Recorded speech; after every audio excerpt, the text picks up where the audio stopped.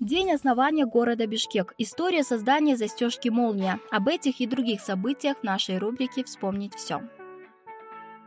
Сегодня родной столице Бишкек исполняется 142 года. Официальной датой основания города считается 29 апреля 1878 года. В этот день военный губернатор, расположенный в тех местах Семиреченской области, Герасим Колпаковский, дал команду о переводе центра Токмакского уезда в город Бишкек. Сегодня эта дата считается днем города. Самые первые поселения на месте Бишкека появились в конце 18 века. Кыргызский баатыр по имени Бишкек основал здесь. На левом берегу реки Аламедин в районе пересечения ее с нынешним проспектом Жубек-Жолу небольшое укрепление.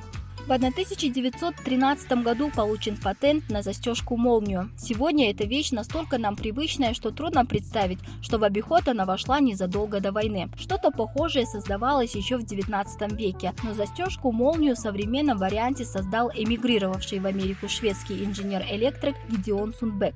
Канадцы и американцы до сих пор спорят, какой стране принадлежит честь изобретения, поскольку никак не могут разобраться, в какую из этих стран он въехал первее. 29 апреля 1931 года была проведена первая телепередача в СССР. Особую пикантность этому событию придавал тот факт, что передача осуществлялась по радио. Тогда этот вид связи был назван дальновидением. Сейчас это сложно назвать телевидением, поскольку передавалось только статичное изображение, без звука. Но надо отметить, что в этом отношении СССР опередил многие страны, в том числе Великобританию, где аналогичная передача состоялась чуть больше, чем через месяц.